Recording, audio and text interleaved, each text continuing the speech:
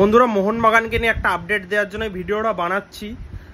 মেহতাব সিং, যে নামটা তোমরা সবাই শুনেছো ইতিমধ্যে, ইন্ডিয়ান ন্যাশনাল টিমের ডিফেন্ডার, মুম্বাই সিটি এফসির প্লেয়ার, সেই মেহতাবের সাথে কিন্তু মোহনবাগানের কিন্তু একটা লিঙ্ক আপ শোনা যাচ্ছিল এই সিজনের শুরু থেকে, এবং মোহনবাগান কিন্তু যথেষ্ট ইন্টারেস্টেড ছিল মেহতাবকে নেওয়ার জন্য। এবং মোহনবাগানের প্রাইম টার্গেট, যেটা আমি আগেও লাইভে বলেছি, মোহনবাগানের প্রাইম টার্গেটই কিন্তু মেহতাব। তো মেহতাবকে নেওয়ার জন্য কিন্তু মোহনবাগান অনেক পজিটিভ স্টেজে কথাবার্তা চালাচ্ছে। বলা যায় যে মেহতাবের এজেন্টের সাথে মোহনবাগানের অনেক অ্যাডভান্স স্টেজে কথাবার্তা চলছে।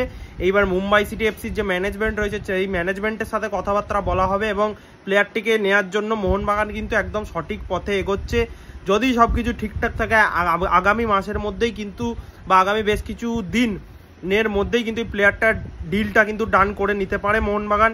কিন্তু যেহেতু ট্রান্সফার মার্কেটে যতক্ষণ না ডিল ডান হচ্ছে, কোনো কিছু 100% হচ্ছে, ততক্ষণ কিন্তু কিছু বলা ঠিক নয়। অফিসিয়ালি যতক্ষণ অ্যানাউন্স হচ্ছে ততক্ষণ আমরা বলতে পারি না।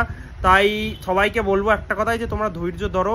মেহতাবের ডিলটা যদি ডান হয়ে যায়, মেহতাব কিন্তু এমন একজন প্লেয়ার যে কিন্তু আমাদের টিমের জন্য কিন্তু একটা খুব গুরুত্বপূর্ণ ভূমিকা পালন করবে। কারণ মেহতাব কিন্তু as centre back, as right back, দুটো অপশানেই খেলতে পারে। তো আশিস রায়েরও একটা ভালো ব্যাকআপ হতে পারে কিছু কিছু ক্ষেত্রে। তো মেহতাবকে কিন্তু আমাদের টিমে কিন্তু প্রচণ্ড পরিমাণে দরকার, এবং মেহতাবকে নেওয়ার জন্য আমাদের ম্যানেজমেন্ট কিন্তু সঠিক পথেই এগোচ্ছে, এবং আমরা আশা করছি এই ডিলটা কিন্তু এই মাসের মধ্যে খুব তাড়াতাড়ি আমাদের মোহনবাগান ম্যানেজমেন্ট তারা কিন্তু এই ডিলটা ডান করবে। এবং মেহতাবকে তোমরা মোহনবাগানের জার্সিতে দেখার জন্য কতটা এক্সাইটেড সেটা অবশ্যই কমেন্ট করে জানাও। ধন্যবাদ।